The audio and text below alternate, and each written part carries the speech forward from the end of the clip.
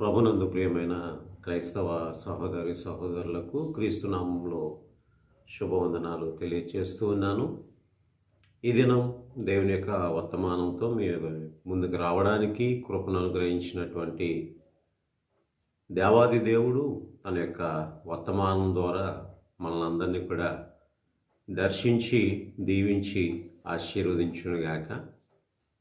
దేవుడు నా హృదయంలో పెట్టినటువంటి తలంపు, దేవుడు తన ప్రజలకు తోడై ఉండేవాడు అనేటువంటి తలంపును బట్టి దేవుని యొక్క మాటలు మీతో పంచుకోవడానికి దేవుని చేత ఆత్మ ప్రేరేపణ కలిగినటువంటి వాడనై మరి మీ ముందుకు వస్తూ ఉన్నాను.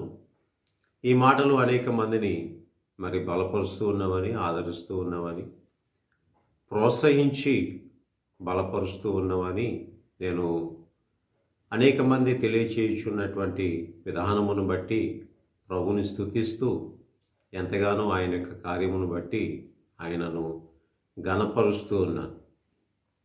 ఈ దినం కూడా దేవుడు తన యొక్క భక్తుల జీవితాల్లో తన యొక్క కార్యములు జరిగించుకునేటువంటి విషయంలో ఆయన తన ప్రజలకు ఏ విధంగా తన యొక్క తోడ్పాటును అందిస్తూ తన ప్రజలను దీవిస్తూ ఆయన తన కార్యములు జరిగించుకుని ఉన్నారో ఈ దినమున మనము ధ్యానము చేద్దాం. అలాగున అబ్రహాము మొదలుకొని మరి ఇలాగున అనేక సందేశాలతో మరి గత సందేశంలో మనము చూసినట్లయితే ఆయన ఏ విధంగానైతే మరి గత దినాల్లో మనం ధ్యానం చేసినటువంటి రీతిగా దావీదుకు దేవుడు తోడై ఉన్నాడో ఆ విషయాలు మనం ధ్యానం చేస్తూ వస్తూ ఉన్నాం. అయితే ప్రియులరా, దావీదు కాలము తర్వాత రాజులు ఏర్పడిన తర్వాత మరి యెరూషలేములో దేవుని యొక్క ప్రజలు నివసిస్తూ ఉంటుండగా వారి యొక్క అవిధేయతను బట్టి మరి వారు 70 సంవత్సరముల ఇర్మియా ఇంకా ఇతర ప్రవక్తల యొక్క మరి ప్రవచనాల ద్వారా వారు ఏ విధంగా అయితే బబులోను చెరలో 70 సంవత్సరములు గడిపి ఉన్నారో ఆ సంగతి మనకు తెలుసు.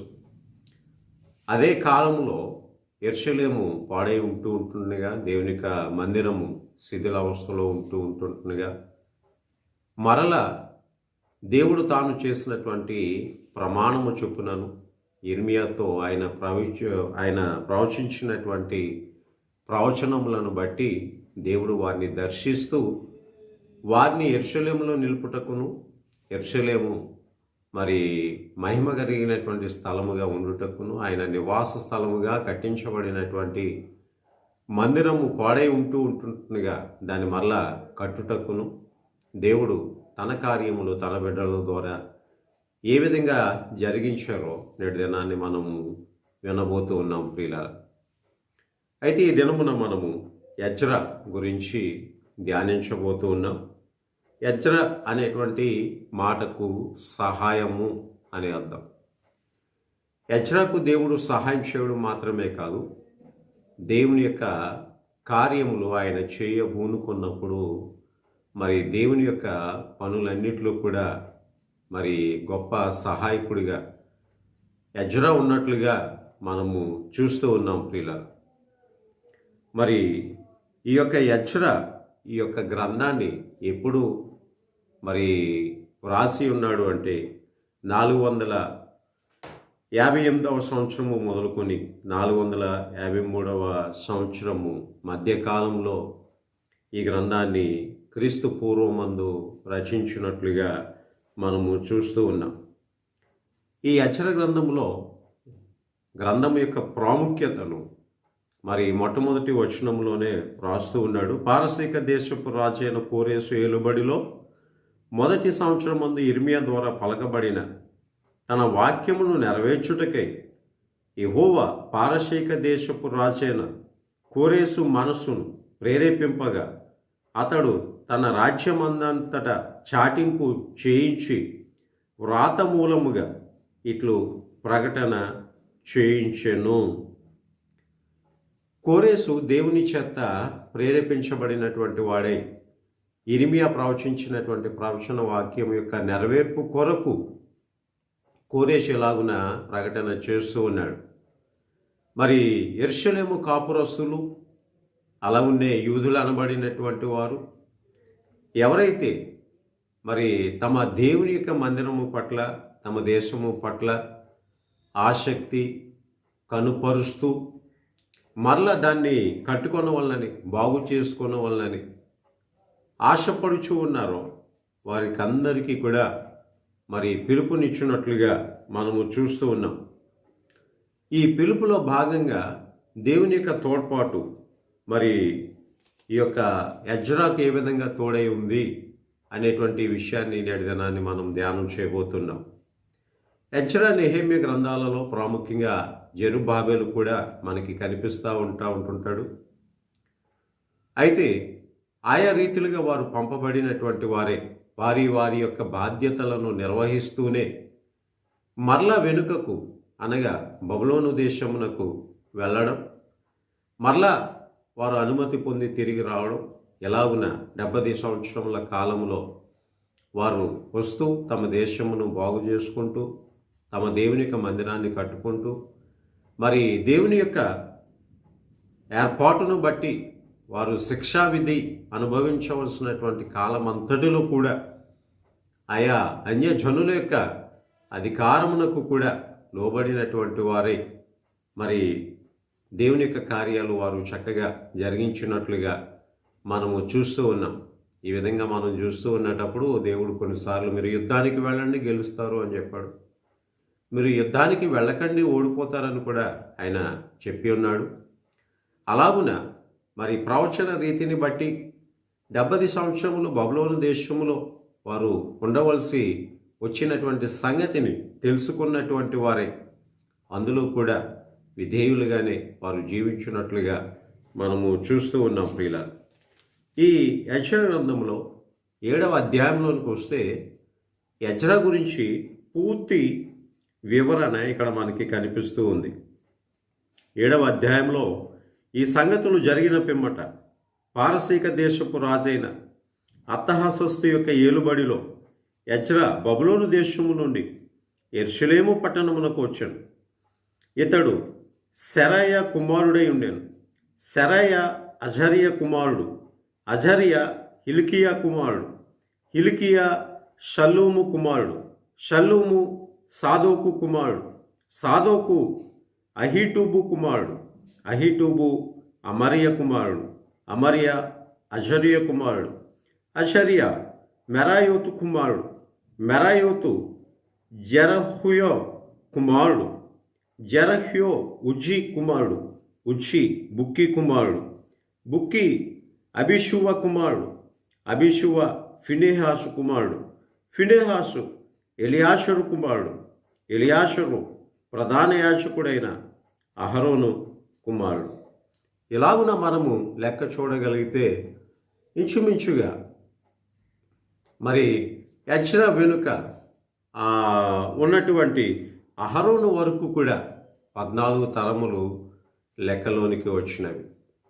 అయితే ఈ యొక్క యెజ్రా మనం చదివినటువంటి వచనాలను బట్టి అహరోను సంతతివాడు అయినట్లుగా మనం చూస్తున్నాం.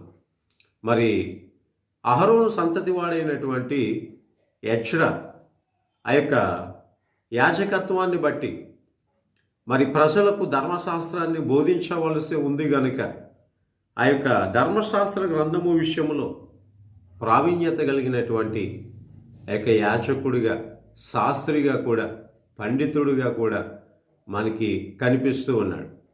మరి లేఖనాలు ఎరిగినటువంటి వారు లేఖనాలను అనుసరించి జీవిస్తారు గనుక యెజ్రా కూడా లేఖనాలను అనుసరించి జీవించినట్లుగా మనము చూస్తున్నాం. 6వ వచనంలో ఈ యెజ్రా ఇజ్రాయెల్ దేవుడైన యెహోవా అనుగ్రహించిన మోషే యొక్క ధర్మశాస్త్రమందు ప్రవీణత గల శాస్త్రి మరియు అతని దేవుడైన యెహోవా హస్తము అతనికి తోడుగా ఉన్నందున అతడు ఏ పని ఏ మనవి చేసినను రాజు అనుగ్రహించును అని వ్రాయబడుతూ ఉంది.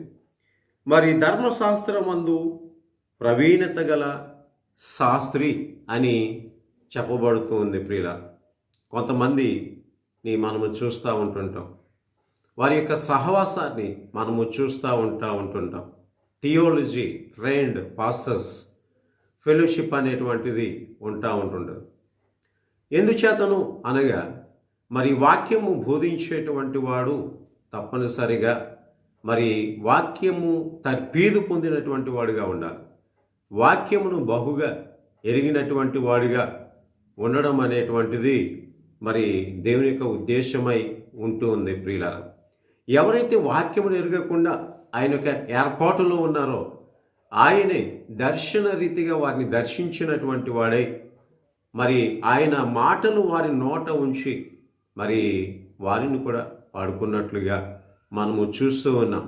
మరి యెరూషలేములో విద్య లేని పామరులు అని మనం అన్నప్పటికీ కూడా ప్రతి ఇంటిలో కూడా మరి ధర్మశాస్త్ర వేద పారాయణము అనేటువంటిది జరుగుతూ ఉన్నందుచేత మరి అది ఇజ్రాయిల్లో ప్రతి ఒక్కరికి కూడా ధర్మశాస్త్ర విధులు దాని యొక్క నియమ నిబంధనలన్నీ కూడా ఎరిగినటువంటి వారుగా మరి ఉంటూ ఉన్నాం.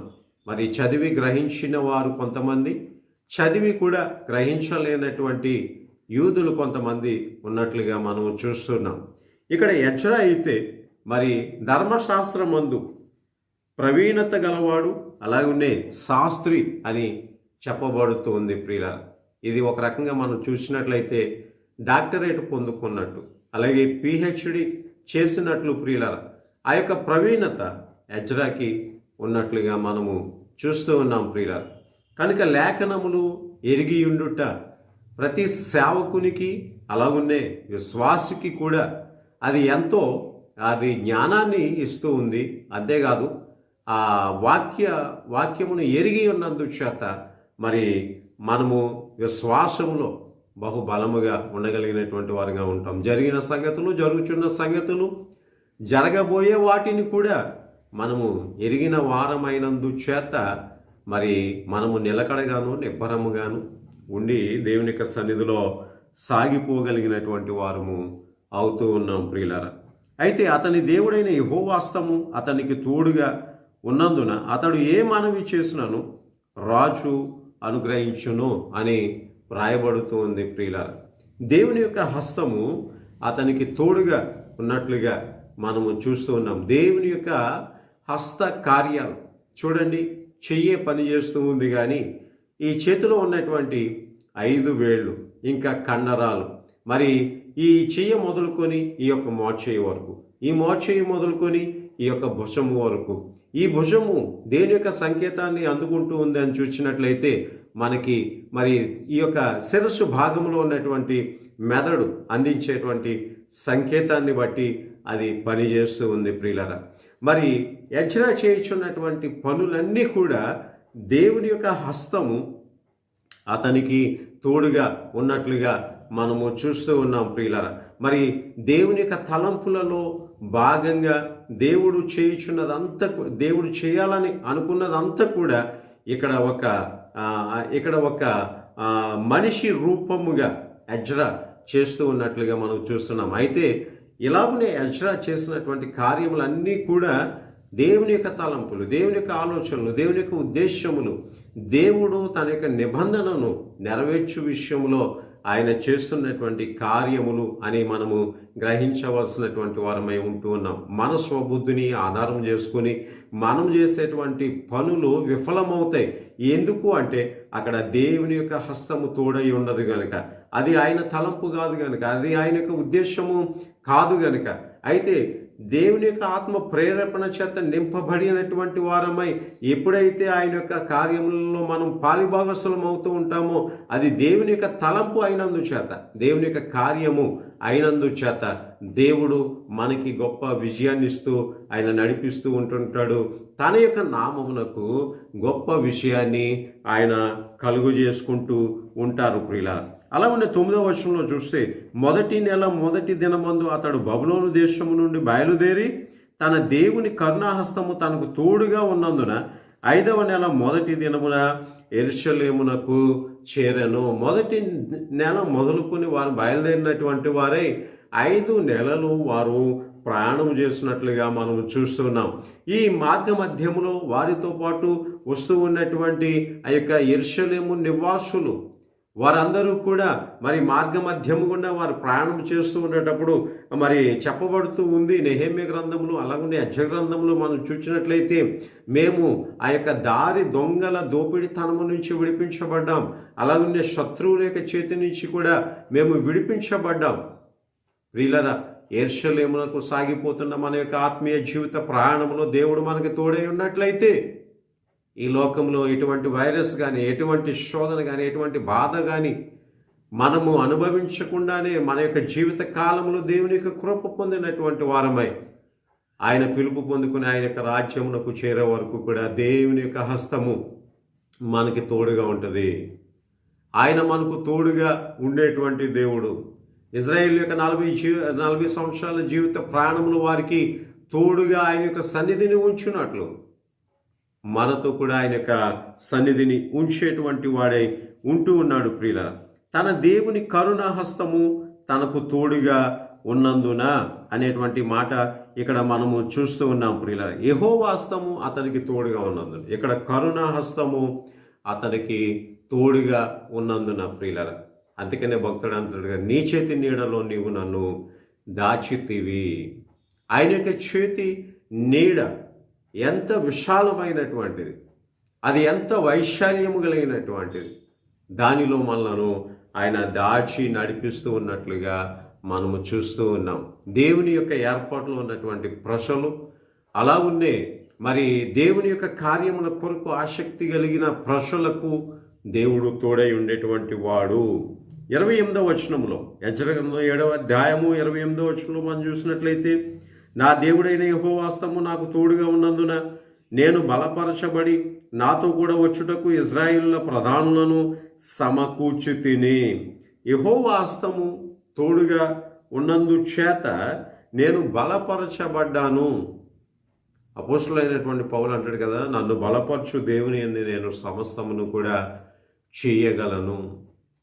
దేవుడు సెలవీయకపోతే, దేవుడు ఏ పనినైనాను మన చేత చేయించుకొనుటకు ఆయన పూనుకొనని వాడైతే ఈ భూలోకంలో దేవుని యొక్క కార్యములు అనేటువంటివి ఏ మనుషుని వలన కూడా సాధ్యము కాదు. ప్రియులారా, అయితే దేవుని యొక్క కార్యములు లోకమునకు, అలా ఉండే లోక తలంపులకు, అలా ఉండే మనుషుని యొక్క తలంపులకు అవి భిన్నముగా ఉండేటువంటివి అయినందుచేత ఎప్పుడైతే మరి ఈ తలంపులలోనికి, ఈ యొక్క కార్యములలోనికి దేవుని యొక్క ఉద్దేశములు చేర్చబడుతూ ఉన్నవో, అప్పుడు ఆ సర్వశక్తి కలిగినటువంటి దేవుడు తన యొక్క చిత్తము చొప్పున తన యొక్క బలము చేత సమస్తమును కూడా జరిగించుకుంటూ ఉండేవాడు.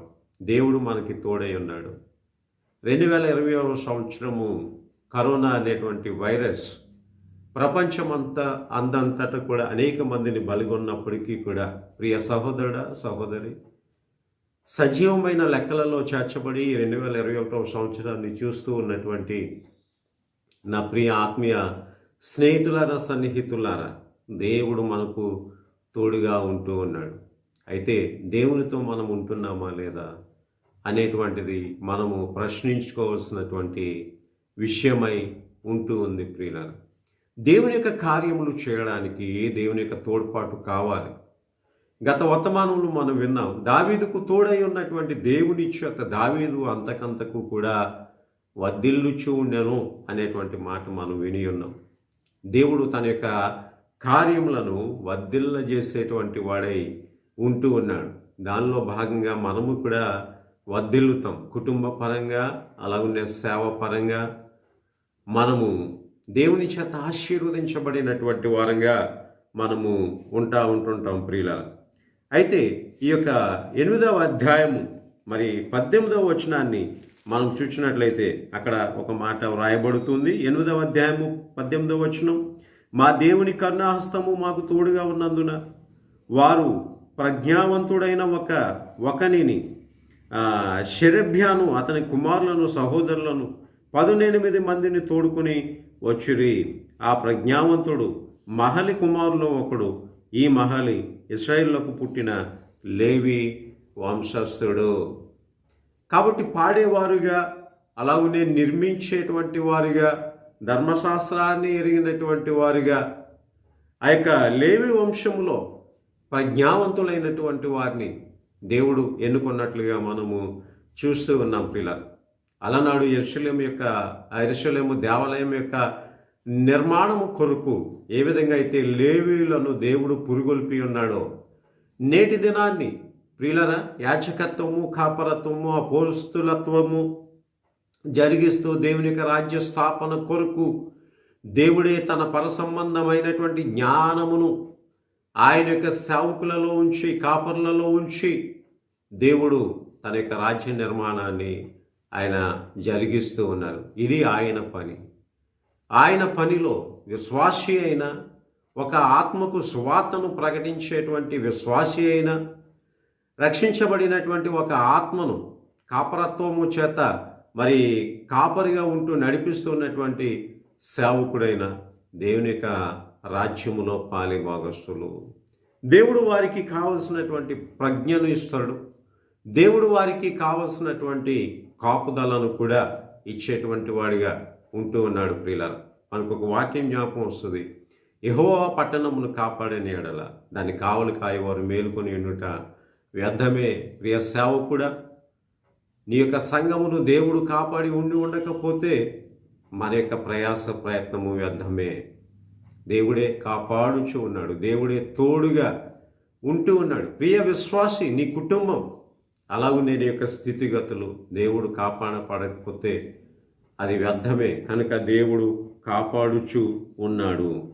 దేవుని కరుణాహస్తము మాకు తోడుగా ఉన్నందున దేవుని యొక్క హస్తము వారికి తోడుగా ఉన్నందున అనేటువంటి మాట అంటున్నాడు. అంటే మా బలము కాదు, మా శక్తి కాదు, మా సామర్థ్యము కాదు, దేవుని యొక్క హస్తమే మాకు తోడుగా ఉన్నందు చేత, దేవుడు తోడుగా ఉండబట్టే వారు మరి ఎర్ర సముద్రాన్ని దాటగలిగారు, యుద్ధాన్ని దాటగలిగారు, ఎరుకో మీదుగా వారు నడిచి పోగలిగారు, వారు యుద్ధాలలో జయమును పొందగలిగారు. ప్రియులారా, మన వెనుక దేవుడు ఉన్నాడు అనేటువంటి సంగతిని మనం ఎన్నడూ కూడా మర్చిపోకూడదు. మన వెనుక ఉన్నటువంటి దేవుని యొక్క సహాయమును ఎప్పుడు కూడా పొందుకునేటువంటి వారముగా మనము ఉండవలసినటువంటి వారమై ఉంటూ ఉన్నాం. ప్రియులారా, అలాగే 8వ అధ్యాయం 22వ వచనంలో మనం చూస్తే, మేలు కలుగచేయుటకై ఆయనను ఆశ్రయించు వారందరికీ మా దేవుని హస్తము తోడుగా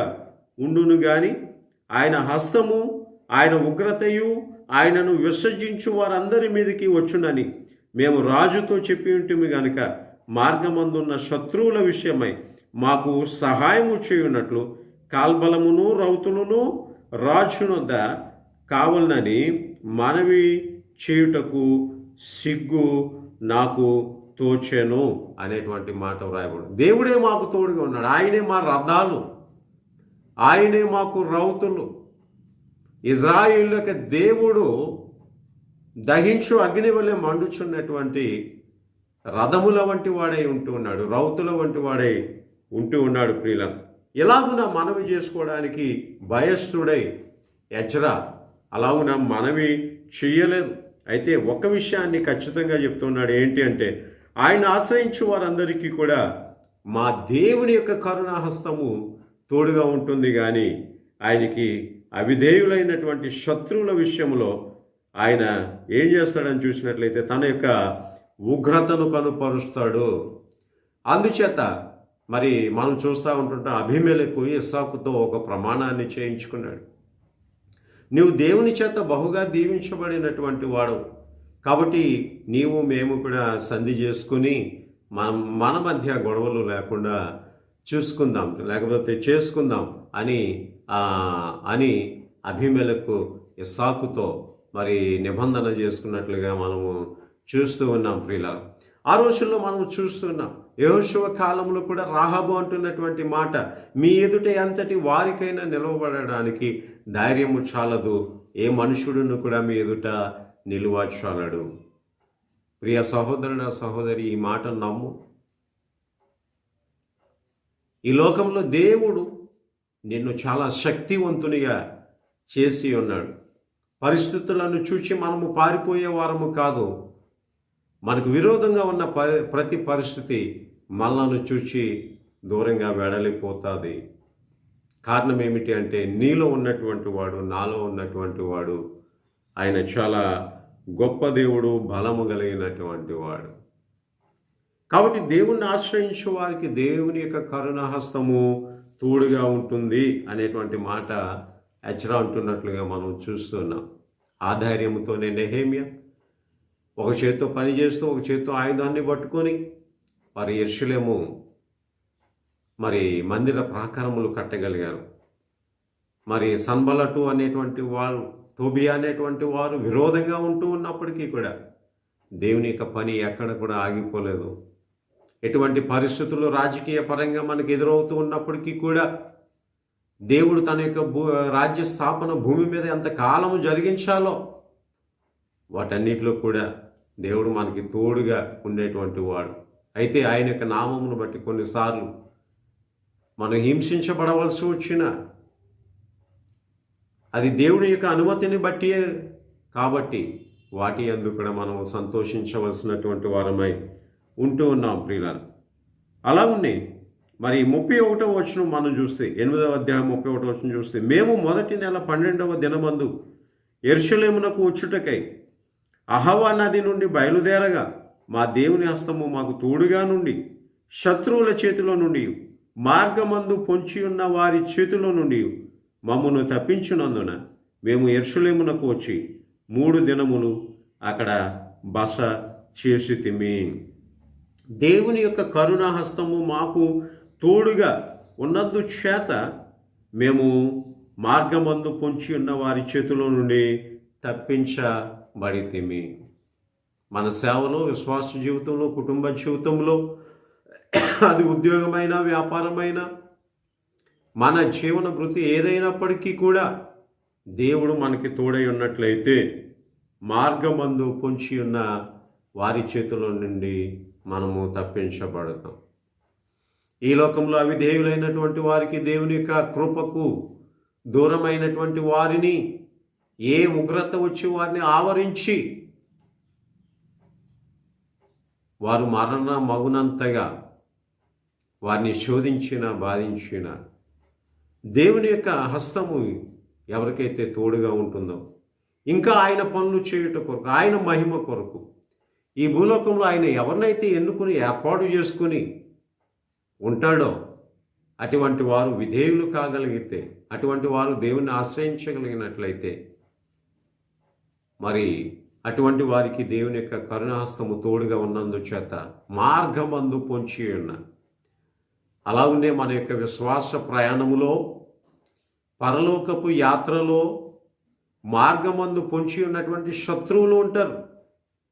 అందుచేతనే అపోస్తులైనటువంటి పౌలు చెప్తూ వచ్చాడు, విశ్వాసం అనేటువంటి డాలు, ఆత్మ అనేటువంటి ఖడ్గాన్ని ధరించుకొని ఈ లోకంలో మనుషులను ప్రేరేపిస్తున్నటువంటి ఆ యొక్క దురాత్మ శక్తులు వాటిని ఎదిరించుటకు శక్తి గల వారు ఉన్నట్లు ఇవన్నీ కూడా ధరించుకోమని ఆయన సెలవిచ్చాడు ప్రియులు.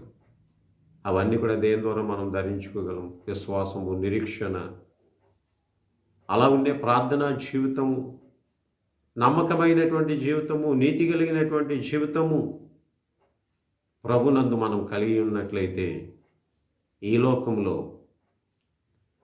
ఆయన నామమునకు వ్యతిరేకంగా కానీ, ఆయన బిడ్డలమైనటువంటి మనకు వ్యతిరేకంగా కానీ ఏది కూడా నిలువదు, ఏది కూడా జయము పొందదు. ఆయన నామములకి ఆయన మహిమ కలుగు చేసుకునేవాడు. నా మహిమను నేను వేరొకరికి ఇచ్చేవాడను కాను అని అంటూ ఉన్నటువంటి దేవుడు కొంతకాలము ఇజ్రాయేల్ ప్రజలను చెరలో పెట్టి వారికి మంచి పాఠములు బోధించి మరల గుణపరచి, గణపరచి వారిని తీసుకుని వస్తూ ఉన్నాడు కనుక అది దేవుని యొక్క చిత్తమును బట్టియే తప్ప అది అన్యరాజుల యొక్క ఇచ్చను బట్టి కాదు. కనుక దేవుడు మరలా వారిని సమకూరుస్తూ ఉన్నాడు ప్రియులారా. సమకూర్చి వారు మరలా యెరూషలేము దేవాలయంలో దేవుణ్ణి ఆరాధించుకోగలిగినటువంటి భాగ్యము దయచేశాడు. మేము ఉపవాసం ఉండి ఆ సంగతిని బట్టి మా దేవుణ్ణి వేడుకొనగా ఆయన మా మనవి అంగీకరించను గనుక అని ఈ 23వ వచనంలో వ్రాస్తూ ఉన్నట్లుగా మనము చూస్తూ ఉన్నాం ప్రియులారా. కాబట్టి మేము యెరూషలేమునకు వచ్చి 3 దినములు అక్కడ బస చేసితిమి. 5 నెలల ప్రయాణాన్ని దేవుడు క్షేమకరమును అనుగ్రహించి ఉన్నాడు ప్రియులారా. నీ రాకపోకలేదు యెహోవా నీకు తోడుగా ఉండు. జలములలో బడి వెళ్ళినా నీవు మునిగిపోవు, అగ్ని మధ్యను నీవు సంచరించవలసినను కాలిపోవు అన్నటువంటి దేవుని యొక్క వాగ్దానాన్ని, ఆయన యొక్క కార్యములలో భాగంగా పాలిభాగస్తులను చేస్తూ ఉన్నటువంటి ఎజ్రా, అతని వెనుక ఉన్నటువంటి వారందరికీ కూడా దేవుడు క్షేమమును కలుగజేసినట్లుగా మనం చూస్తూ ఉన్నాం. దేవుడు తోడై ఉన్నటువంటి మనుషుడు క్షేమకరంగా ఉంటాడు, ఆశీర్వాదకరంగా ఉంటాడు, వర్ధిల్లుతూ ఉంటుంటాడు. అయితే ప్రియులరా, దేవుడు మనతో ఎప్పుడు ఉన్నాడు, మనం దేవునితో ఎప్పుడు కూడా ఉండాలి. కనుక దేవుడు మనతో ఎప్పుడు ఉన్నాడు, మనం దేవునితో ఉండాలి. దేవుడు మనతో ఉంటుండగా మనం ఆయనతో ఉన్నట్లయితే ఈ అన్యోన్యత నుంచి, ఐక్యత నుంచి, ఆయన కాపుదల నుంచి, ఆయన ప్రేమ నుంచి ఈ లోకంలో ఎడబాపేది ఏది కూడా ఉండదు. క్రీస్తు ప్రేమ నుంచి మనల్ని ఎడబాపేది ఏదైనా ఉందా అని వ్రాయబడుతూ ఉంది. అందుచేత ప్రియులరా, దేవునితో ఉండండి. దేవునితో మనం ఎలా ఉండగలం?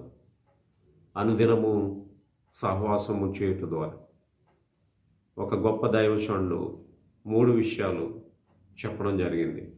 ఒకటి ఆధిపత్యము, రెండవది బోధ, మూడవది సహవాసం. ఆధిపత్యము, ఆయన యొక్క ఆధిపత్యానికి మనం లోబడాలి. అలాగే ఆయన యొక్క బోధ వినాలి, ఆయనతో మనం సహవాసం చేయాలి. ఈ 3 ఎప్పుడైతే మనం కలిగి ఉన్నామో ఆ శక్తివంతుడైనటువంటి దేవుడు మనలో శక్తిగా ఉండి మనలను ఈ భూలోకంలో శక్తివంతులుగా నిలుపుతాడు. మనం వర్ధిల్లుతాము, ఆశీర్వదించబడతాం. ఆయన మన ద్వారా చేయించుకోవాలనుకున్నటువంటి ప్రతి పని కూడా ఆయనకు మహిమకరంగా మనం చేసిన వారం అవుతాము. అటువంటి ఆధిక్యత, అటువంటి అవకాశము ప్రభు మనకి ఇస్తూ ఉన్నాడు. చిన్న ప్రార్థన చేసుకుందాం. ప్రభువా, నీ కార్యములు నువ్వు చేయించుకొనదలిచినప్పుడు నాయన, నీ బిడ్డల పక్షంగా మీరుండి వారికి గొప్ప సహాయకుడివై నీవు ఉన్నావు నాయన. ఈ భూలోకంలో నీ మహిమ కొరకు, నీ రాజ్యవ్యాప్తి కొరకు, అలాగే పరలోక పట్టణ పౌరస్తులుగా మేము ఉండుట కొరకు మమ్మల్ని ఎన్నుకున్నావు, ఏర్పాటు చేసుకున్నాం. నీవు మాకు తోడై ఉండుట చేతనే మేము విశ్వాస జీవితంలో, పరిచర్య జీవితంలో మేము సాగిపోగలుగుచూ ఉన్నాం. నీవే మాకు తోడై ఉండకపోతే ఈ లోకము మమ్మల్ని ఎప్పుడో నాయనా మరి అనగదొక్కి ఉండేది. నాయనా, నీ యొక్క భక్తుడు 124వ కీర్తనలో సెలవిచ్చిన రీతిగా యెహోవా మనకు తోడై ఉండని ఎడల జనములు మనలను ముంచివేసి ఉండును, శత్రువులు మనలను మృంగివేసి ఉందరు. అవును ప్రభువా, నీవు మాకు తోడై ఉంటూ ఉన్నావు, నీకు వందనాలు నాయనా. శిథిలావస్థగా ఉన్నటువంటి వాటిని నువ్వు బాగు చేయాలి అని అనుకుంటున్నప్పుడు నీవు తోడుగా ఉండి దాన్ని కట్టుకోవడానికి సహాయం చేస్తావు. అలాగే నీ తోడ్పాటు మేము ఇంకను అభివృద్ధి పొందినట్లును, శిథిలావస్థగా ఉన్నటువంటి పరిస్థితులను బాగు చేసుకుంటూ అవకాశం ఇస్తున్నటువంటి నీవు మాకు తోడుగా ఉండుట ద్వారా మేము చక్కగా నిర్మించుకొని అందులో నీతో మేము, మాతో మీరు ఉండుటకు, దాన్ని చక్కని నివాస స్థలముగా మా హృదయాలను సిద్ధపరచుకుంటకు నీ కృపను తోడుగా ఉంచుమని సేవకులు వారి యొక్క సేవ పరిచర్యలు, విశ్వాసులు వారి యొక్క గృహస్థ జీవితంలో నాయన ఎంతో దీవెనకరంగా, ఆశీర్వాదకరంగా ఉండునట్లు నీ సన్నిధి వారికి తోడు నేడుగా ఉండదు దయచేయమని యేసయ్య నామములో ప్రార్థన అడిగి వేడుకుంటూ ఉన్నాము పరమ తండ్రి. ఆమేన్, ఆమేన్, ఆమేన్. ప్రభు కృప మనందరికీ కూడా తోడైండునుగాక. ప్రియులారా, ఒక మనవి, దేవుడు నాకు ఇచ్చినటువంటి ఈ ప్రేరేపణ తప్ప మీకంటే నేను గొప్పవాడిని కాదు, యోగ్యుని కాదు, జ్ఞానవంతుణ్ణి కాదు, అర్హుణ్ణి కూడా కాదు. అల్పుడనైనటువంటి నన్ను మరి కొంతమందిని ప్రోత్సహించడానికి నన్ను బలపరుస్తూ ఉన్నాడు. అయితే నాకంటే గనులైన మీ అందరి కృపలో, మీరందరూ అనుభవిస్తున్నటువంటి కృపలో నన్ను దేవుడు అంతకంతకు కూడా పాలిభాగస్తునిగా చేస్తున్నటువంటి దేవాది దేవుణ్ణి స్తుతిస్తూ మిమ్మల్ని బట్టి కూడా దేవుని స్తుతిస్తూ మరి ధైర్యం లేని వాడిని కానీ దేవుడిచ్చినటువంటి ధైర్యాన్ని బట్టి మీ ముందు మాట్లాడగలుగుతూ ఉన్నాను. మరి నా కొరకు ప్రార్థన చేయండి. ఈ వర్తమానం ద్వారా అనేక మంది బలపరచబడాలని ప్రభు కోరుకుంటున్నాడు. దేవుడు అందరినీ దీవించి ఆశీర్వదించునుగాక. ఆమేన్. ఆమేన్.